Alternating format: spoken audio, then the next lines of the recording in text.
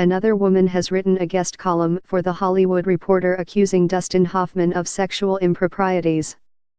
Catherine Rossiter, who co-starred with Hoffman in both the 1984 Broadway revival and 1985 TV movie production of Death of a Salesman, alleges that Hoffman touched her inappropriately in front of an audience on almost a nightly basis, repeatedly cupped her breasts as they posed for pictures, and once pulled up her costume to expose her breasts to the backstage crew.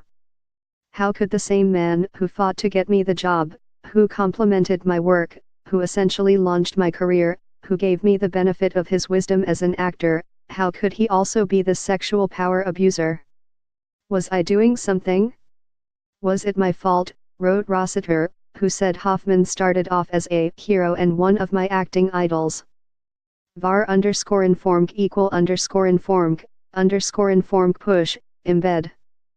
The Hollywood Reporter said Hoffman's representatives refused comment on Rossiter's allegations, but his attorneys referred the publication to a number of people involved in the theater production, including some co-stars. None corroborated Rossiter's accounts, according to Hollywood Reporter. "It just doesn't ring true," said production stage manager Kelly.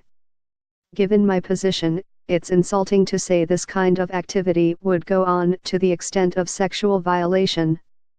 In the play, Rossiter played Willie Loman's mistress and acted opposite him wearing only a vintage slip. She said Hoffman made a habit of putting his hand under the slip and onto her inner thighs and once touched her genitals during their scene together. One time as she stood backstage waiting for a cue, she said Hoffman pulled her slip overhead in front of stage hands. Dustin had spread the word to the crew to come backstage at that time for a surprise, Lassiter wrote. "What a jokester, Mr. Fun.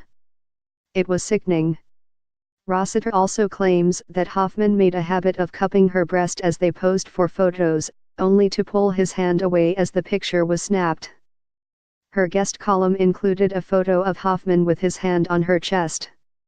Two other women, writer Anna Graham Hunter and playwright Wendy Riskatsianis, have accused Hoffman of sexual harassment. Graham Hunter, like Rossiter, made her claims in a guest column published November 1 by The Hollywood Reporter. "I have the utmost respect for women and feel terrible that anything I might have done could have put her in an uncomfortable situation," said Hoffman, 80, in response to Graham Hunter's column. "I am sorry it is not reflective of who I am." On Monday, Hoffman participated in a guest panel for his 1997 film Wag the Dog, but fellow panelist John Oliver steered the discussion toward Hollywood sexual misconduct in the era of Harvey Weinstein. The host of HBO's Last Week Tonight pressed Hoffman over his response to Graham Hunter's allegations. "It is reflective of who you were," Oliver told Hoffman. "If you've given no evidence to show it didn't happen, then there was a period of time for a while when you were a creeper around women. It feels like a cop-out to say it wasn't me."